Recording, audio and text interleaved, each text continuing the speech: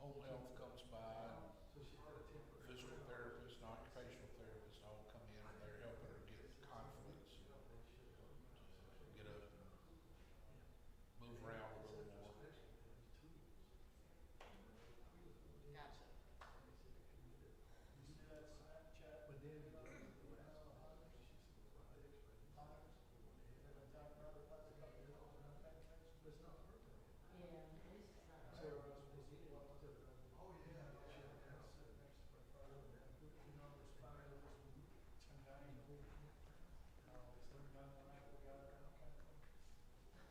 Yeah, at least it's not her. I think it's awful when it's difficult, but it is. My fixing to be going there Tuesday, they're kind of temporary, and they said, whenever they drilled it down there, they said drilled too much teeth, and she said, I can't get through there, so you got Tuesday. Good morning. Well, she said, Welcome.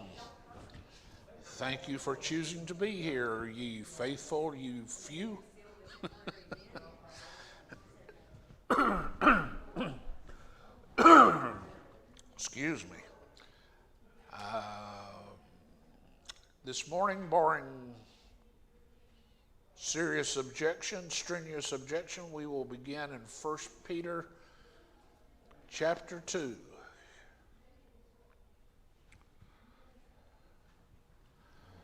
So put away all malice and all deceit and hypocrisy and envy and all slander. Well, that's a nice list of stuff.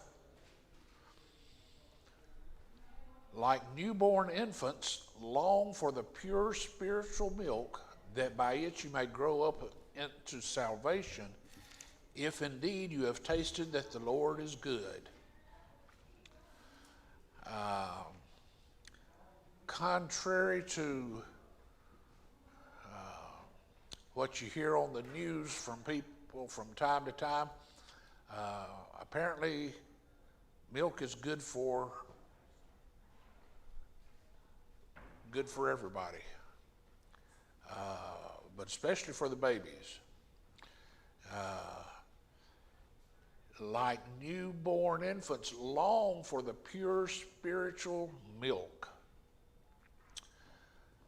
that by it you may grow up into salvation, if indeed you have tasted that the Lord is good. The Bible does an interesting job of appealing to our senses when referencing God and Jesus. An aroma, a taste, the feel, the sight. Here, if you've tasted that the Lord is good, newborn infants taste that milk. Have you ever, and I know you have, and you see it on television sometimes, babies, when they get close to something, they open their mouth. When they get close to a person, they open their mouth like, oh, they're trying to kiss. No, they're not. They open their mouth for food. They open that mouth, they taste everything, looking for what tastes good. And they long for those things that taste good. They look for them, they go to them, they're eager to have them. Me too. If I see a peppermint patty or something else that's got dark chocolate in it, I'm like a baby. I just open my mouth and, hey, I need some of that. Give me some of that. Long for the pure spiritual milk. The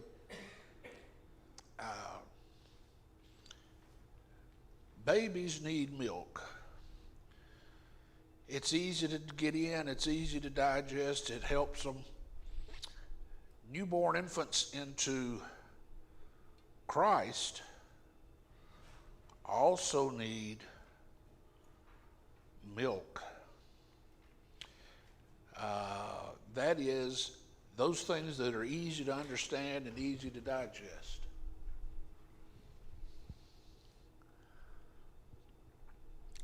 Sometimes we who may have been in the church for a long time expect a newborn into the church to be born with a mouthful of teeth and have all the experience that we have. and have all the understanding and knowledge of the Bible and of the brotherhood and of everybody in our congregation that we have.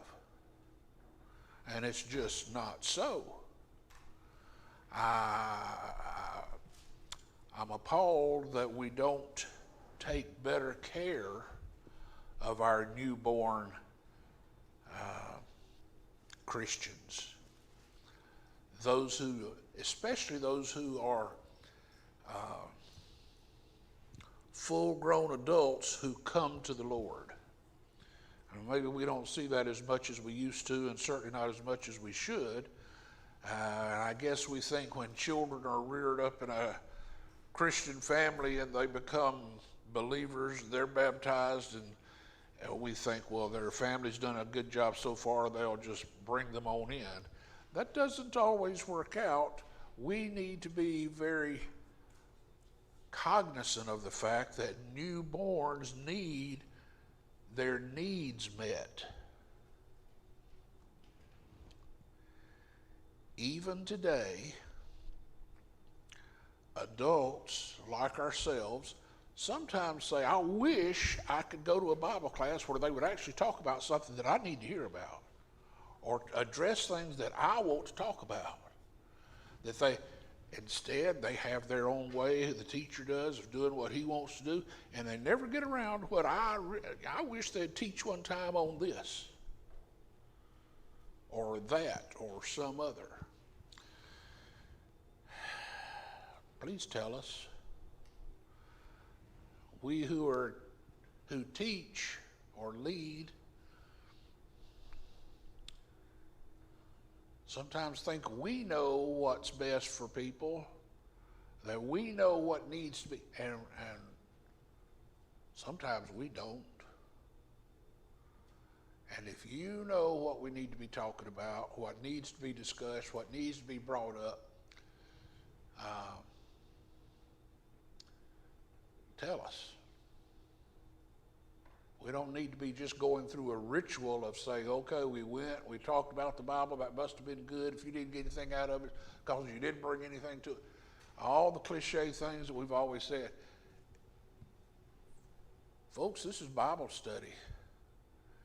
And if we need to study something in particular, even if it's just for a few minutes or for a few weeks, then if you don't ask, you know, I'd hate to sit at the Thanksgiving table and just wait till somebody thought I needed what's at the other end of the table. When it comes to Thanksgiving, I know we ain't going to eat like this again for another year. Well, hey, please pass. Please pass it. Don't hold that. Send it on around. Are there more of these? Is there more of that? And then when you get through and you can't even speak to each other, what's for dessert? Don't be afraid to ask, what do we need? What do we want?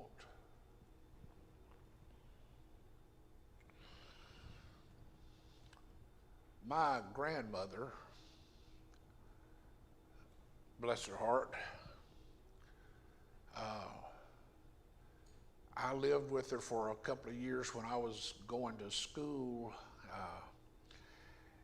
and she had a couple of spells where she needed to go to the doctor, and she needed to have somebody take her to the doctor, and I was the one. I'm in college. You know how interested I am in taking my grandmother to college, to the doctor. College boy, hey, that's what I want to do, take my grandmother. I quickly found out somebody needed to go with her. She'd go in, he'd say, "Good morning, Miss Daniel.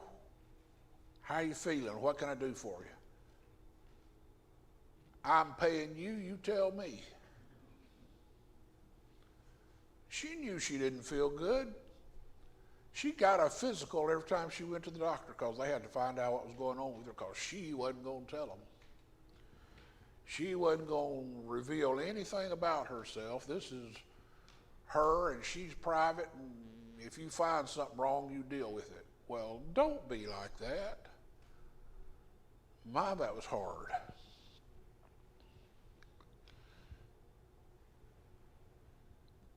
Long for the pure for the pure spiritual milk, if indeed you've tasted that the Lord is good.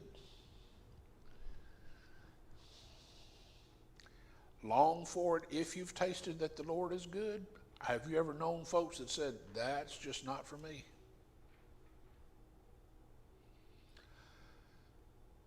I wish I had a nickel. Actually, I wish I had a lot more than that. But for illustrative purposes, every time I heard somebody say, all right, I'll give it a try. I'm going to come to church for a while and give it a try and see how it goes. You know what I used to say? Oh, good, we'll be looking for you. You know what I learned to say? Don't bother. The Lord's not looking for you to give it a try. You give it your all or just don't. If you're not of a belief, don't look for this to change your life. It ain't. You change your life. You change your attitude. You change the way you're thinking. You decide you need this. The Lord would like to have you, but he don't need you. It's up to you whether you need him or not. Don't be giving it a try. How many times did I sit at the table and my mom put something new on the table that I had never seen before, and I'm pretty sure I wasn't going to like it? Well, give it a try. You know what you know why you give it a try? Because you know you ain't going to like it. You'll love squash. You'll like squash. You'll like spinach. Popeye eats spinach. I'll try it for Popeye, but I know that doesn't look like I'm going to like that. Boiled okra, you'll like boiled. You like okra? I like fried okra. Well, you'll like it boiled. No. Now, I learned to like it. Fine. A little hot sauce, that boiled okra is good. Better than oysters. But try it, you'll like it. If you found that the Lord is good, earnestly desire that pure spiritual milk and grow up on it. And after a while, we'll move you over to those bottles of Gerber food. That stuff, some of that stuff's good. Some of it ain't very good, but some of that's good. And then you move into solid foods, and guess what? You keep doing a good diet like that, and you grow up to be a big boy or girl. But not if you don't try anything other than hot dogs. I knew a girl one time was 12 years old, and I don't think I ever saw her eat anything but a hot dog. Her mom would bring hot dogs to the fellowship meal because that's all her daughter would eat. Hot dogs. I like hot dogs. But every meal, every day? Well, I hadn't seen her in a long time, but I guess she didn't grow up very healthy.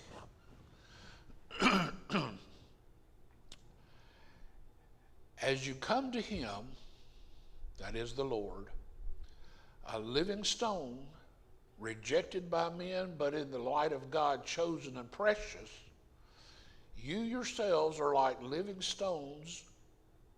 No, you yourselves, like living stones, are being built up as a spiritual house to be a holy priesthood, to offer spiritual sacrifices acceptable to God through Jesus Christ.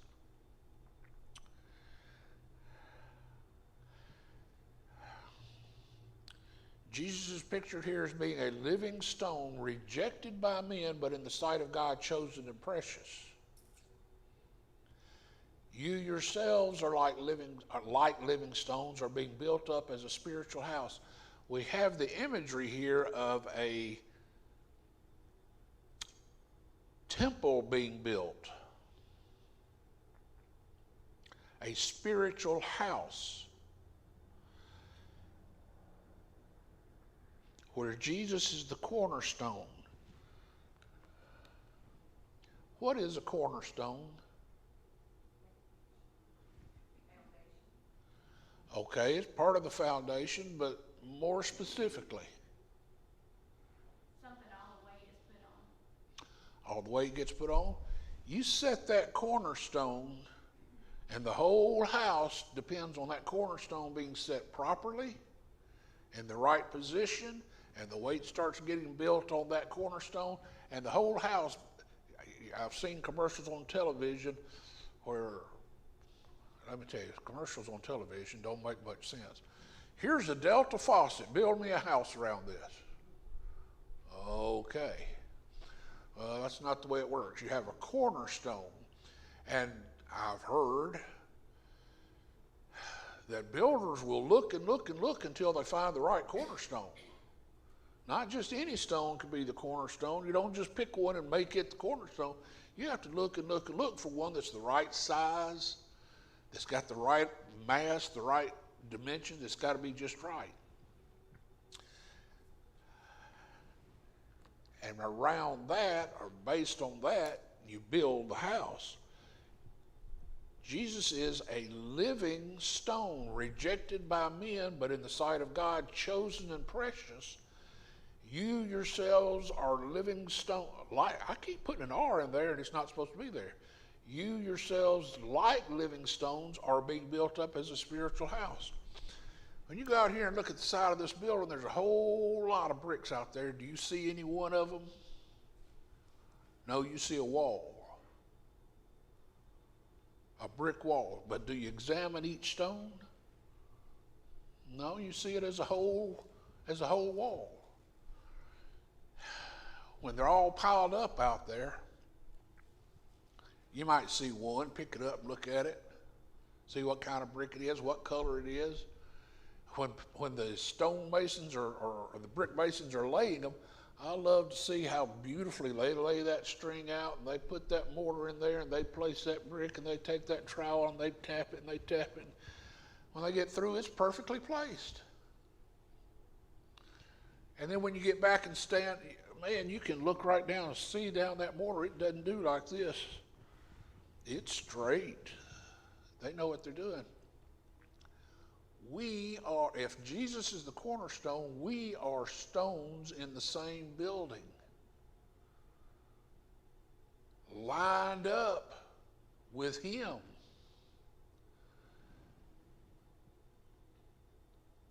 And each one is important.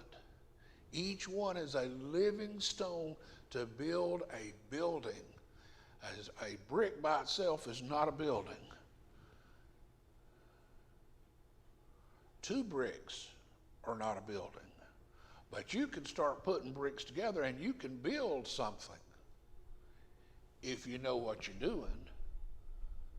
I knew a man one time who built some steps to his back door. It was only a 2-level step. 40 years after he built, everybody in the community still laughed at those steps and still talked about, that's the sorriest set of steps they ever saw in their life. He didn't know anything about it, but he knew that it was brick and mortar, and he figured he could do that.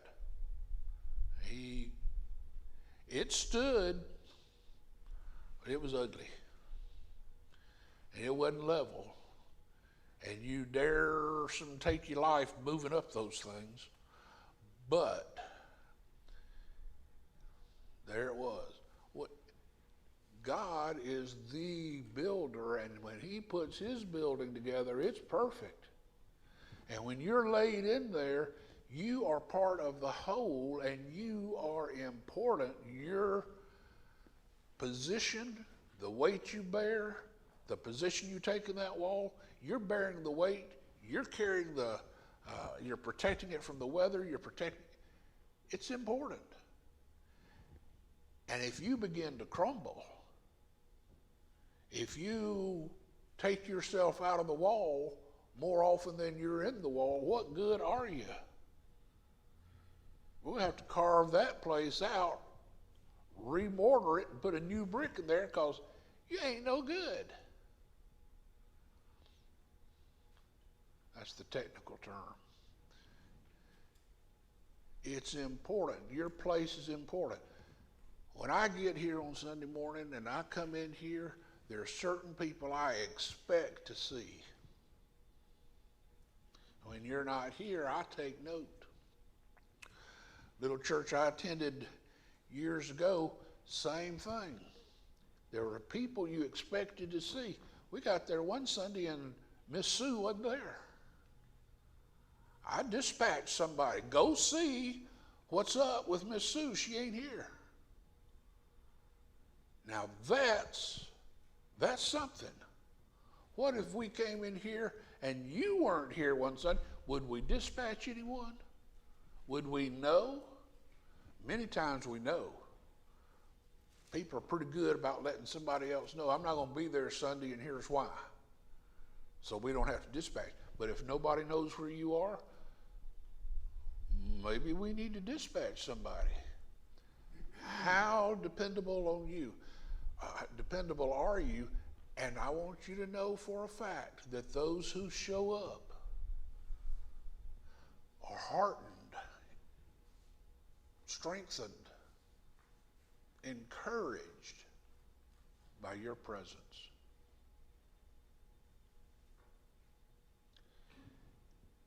You may not believe that, but look around here. We can almost count this attendance on one hand. Each one is important. Each one matters.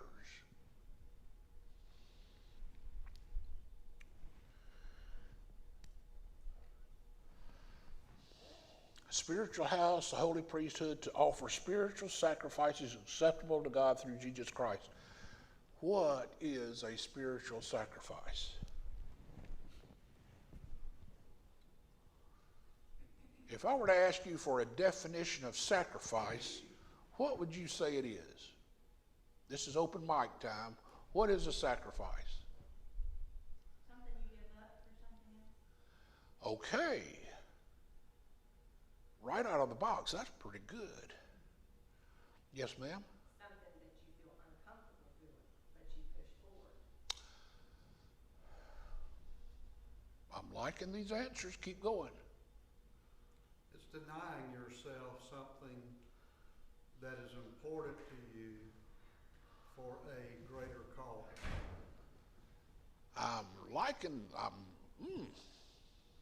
You literally give up your life. Whatever the cause you're sacrificing for is more important than any self-centered cause. A sacrifice is a willful surrender of something valuable and precious to you without hope of getting it back. Is that a fair working definition? A willful surrender of something valuable and precious to you without hope of getting it back. It's given away and you're not going to get it back. A sacrificial lamb was the best you had. You sacrifice it and you burn it up and it's gone. You're not getting it back. It's not going to be restored. It's gone.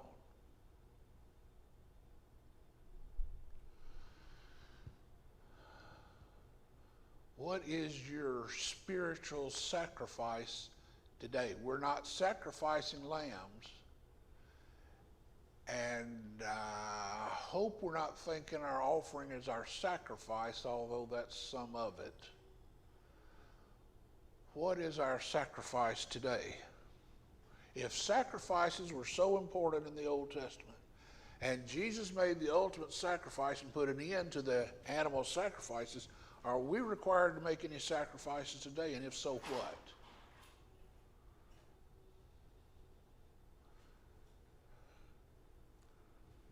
Giving up self to follow Christ. I think the Hebrew writer give sacrifices of praise.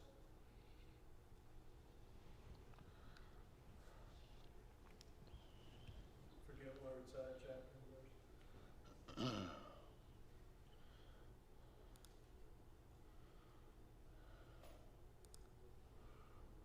Romans 12:1 says, I appeal to you, therefore, brothers, by the mercies of God, to present your bodies as living sacrifice, holy and acceptable to God, which is your spiritual worship. Sacrifice and worship in the same sentence. Your body,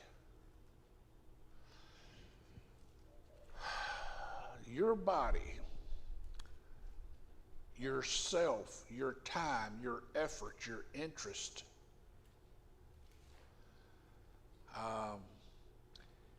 Jesus sacrificed himself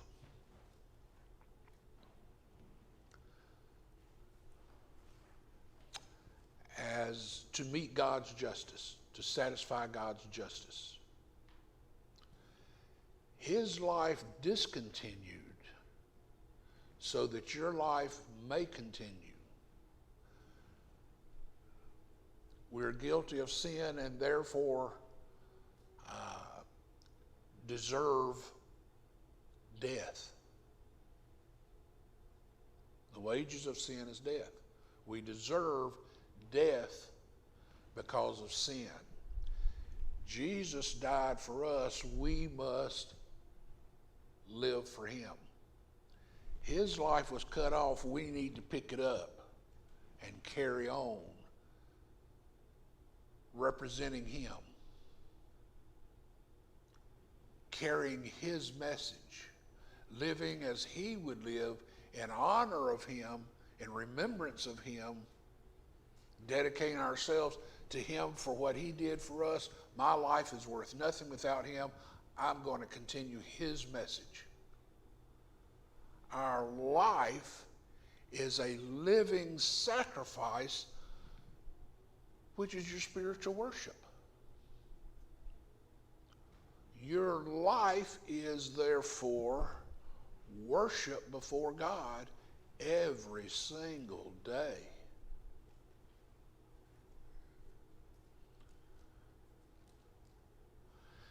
What if we did not assemble on Sunday? Would your life still be a life-saving, a soul-saving message? Would your life be worship before God because of your efforts in his behalf?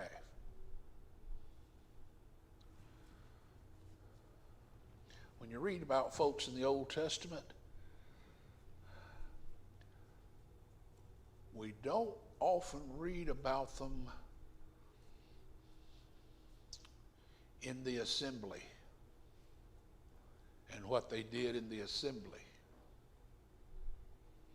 What we read about is what they did all the time with their life. Abraham, Noah building for 120 years.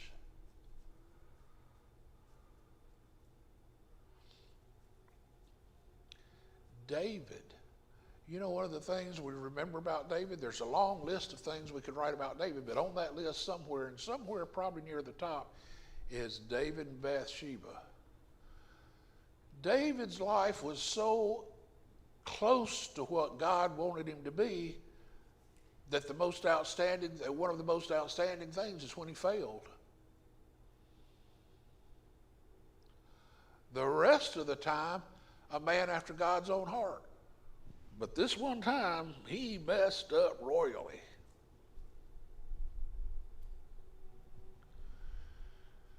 Daniel, Joseph, Isaac, Jacob, on and on and on. We don't read about their faithfulness to the worship. We don't read about their leadership in the work, except for David. What we read about and what we're impressed with is their life every day. Interesting thing about Daniel is, well, Daniel and Ezekiel spent their entire lives in Babylonian captivity. They never went to the temple. They didn't sacrifice any animals down at the temple. But how faithful was he? He ended up in the lion's den because he wasn't going to stop praying. That's a living sacrifice, holy and acceptable to God. I'm pressing the point, and I don't want to go past the point of no return and past the point of goodwill and past the point of understanding. What if we couldn't gather together on the first day of the week? What would your life be like?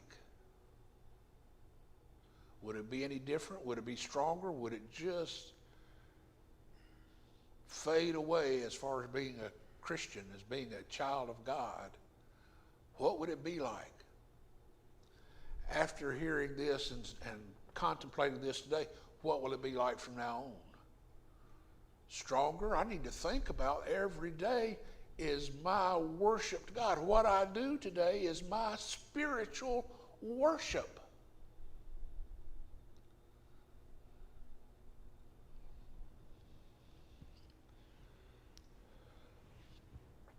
You know, we hammer home the word sacrifice in passages like this, but the word that jumps out at me is spiritual. Spiritual sacrifice. Well, what does that mean? That means the reason I think we're all here is because we happen to think that sacrificing an hour of our day studying God's word helps me spiritually. Why do we help other people? By sacrificing our time and sometimes our money with other people. Hopefully, to draw them closer to God. We're not really trying to give them money. We're trying to help them out so that they will see the goodness of God in us and reach out to God. That's why enabling is so wrong. Because you're bailing somebody out financially, but you're not helping them spiritually. Our sacrifices are supposed to be spiritual. It benefits, ourselves, but it also benefits those around us. And while I'm straining to talk about the people of the Old Testament and their spiritual attitudes, they were in the physical they were in the physical worship days.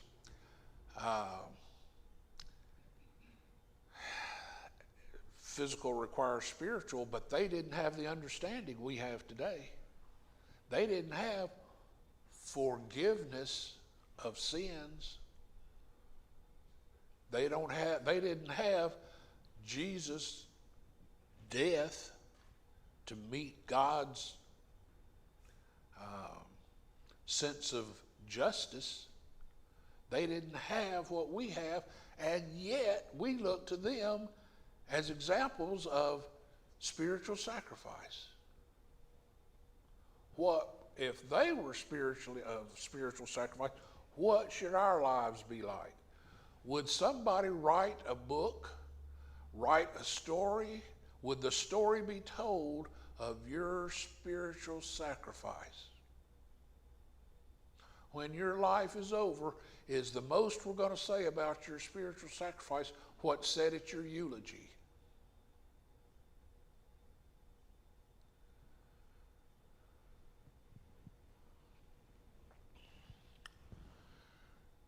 Behold, I'm laying in Zion a stone, a cornerstone, chosen and precious, and whoever believes in him will not be put to shame. So the honor is for you who believe. But for those who do not believe, the stone that the builders rejected has become the cornerstone, and a stone of stumbling and a rock of offense. They stumble because they disobey the word, as they were destined to do.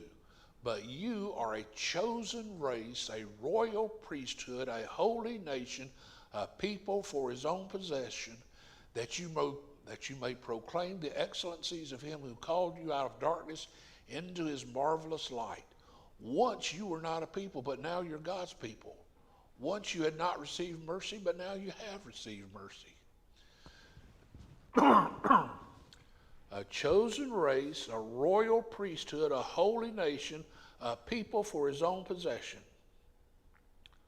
All those sound kind of special, don't they?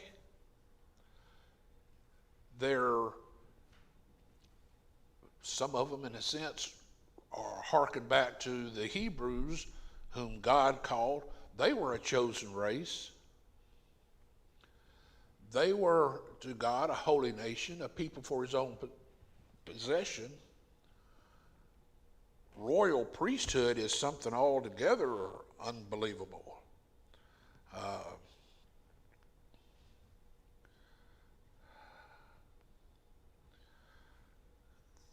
the royal and the priesthood were two separate things. The king and the priesthood were two separate entities.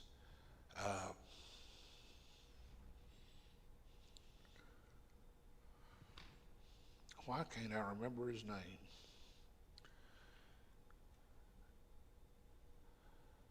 King of Salem, Abraham, Melchizedek.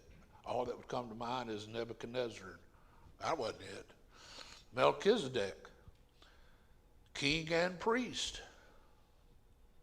That's unusual. But I want you to watch this. Here it is. Chosen race, royal priesthood, holy nation, a people for his own possession, that you may proclaim the excellencies of him who called you out of darkness into his marvelous light.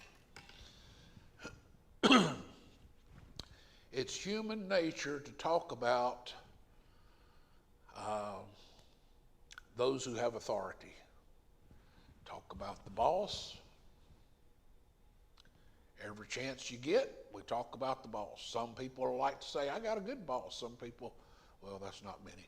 Some people say, I got a good boss. Other people say, I wish I had your boss. My boss is terrible.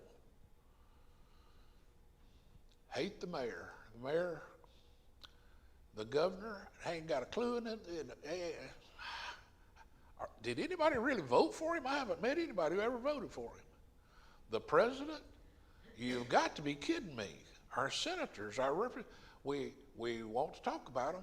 We do talk about them. We don't even want to sometimes, but somebody brings it up and we feel compelled to help carry on that conversation. The greatest authority of all, God, do we feel compelled to talk about God?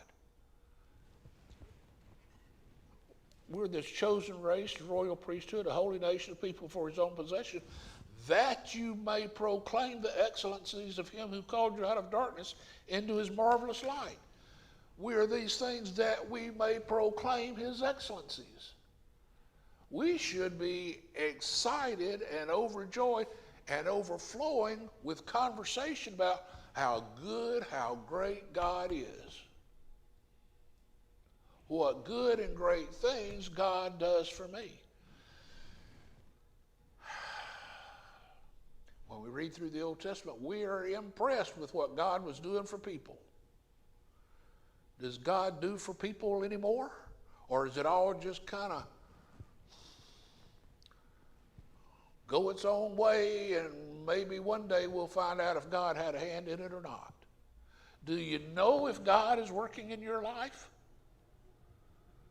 Do you know if God is on your side? Do you know if God protects? Do you know if God encourages? Do you know if God supports? Can you point to instances in your life and say, God was helping me? God's influence. God. How can we write how wonderful a Christian you are, if we don't know what God did in your life? Do you tell your children and your grandchildren how great and good God is, what he is doing in your life, what he has done, what he has planned for you, and what you have planned for him? These things don't just happen. They happen because you make them happen. Because you have a plan. We like to say God has a plan for my life. I just don't know what it is. I'm just kind of waiting to be plugged in. Y'all please come in and have a seat and take the goodies that are on the, I don't know what's in there, but I bet it's goodies. If we don't have a plan for God, do we think God has a plan for us? If I haven't made a plan for God in my life, will God have me in his plan?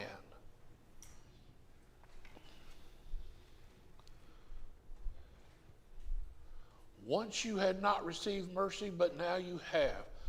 Beloved, I urge you as sojourners and exiles to abstain from the passions of the flesh which war against your soul. Does he need to name them there?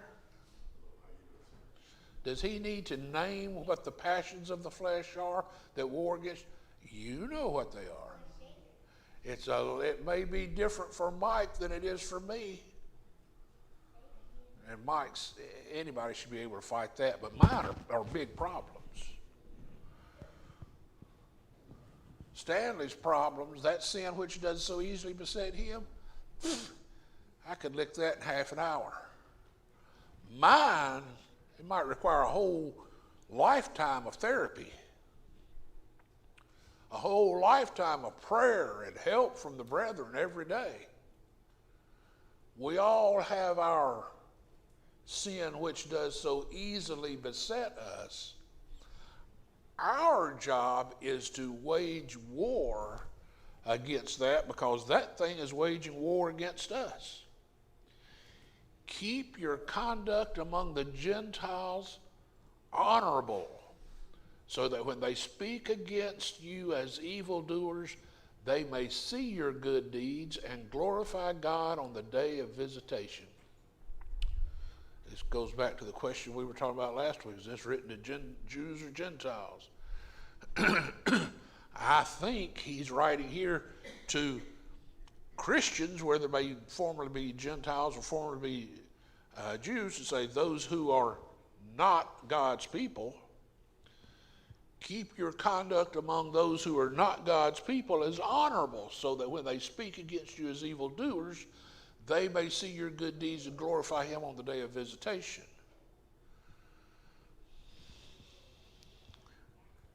Was that a hand raise? Were you making a bid? Yes, sir. Go ahead. You know, in the first century context, remember, Christians are being killed.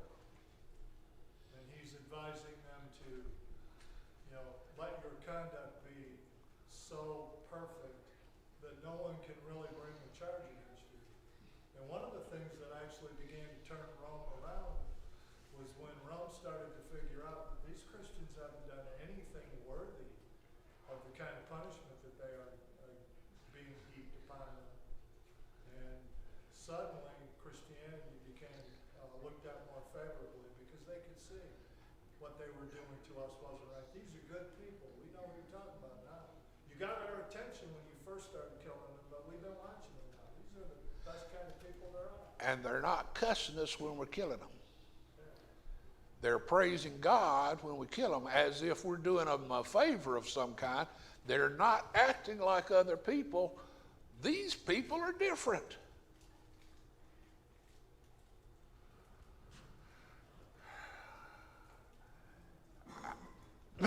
You all know that Mom and I watch a lot of cowboy shows, and the only Bible that most cowboys know is an eye for an eye and a tooth for a tooth. I must have heard that 5 times this last week. Somebody's got to kill somebody else, because you know what the Bible says, what the good book says, an eye for an eye and a tooth for a tooth. So somebody's got to die. We don't live like that. We should not live like that. We must not live like that. We must live a different life. Well, it's nearly time to be up, and I don't want to get into these next verses and have to cut it short. So I'll just save that for next time. And we're going to look like somebody's actually invited people to come with them today. How wonderful. My time is up. I thank you for yours.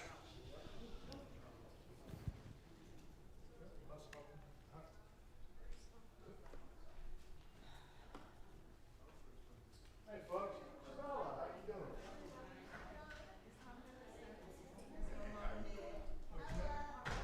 Cleveland. Cleveland, nice to meet you. Cleveland, Marketplace is all right. Addie, Cleveland and Addie, nice to meet you guys.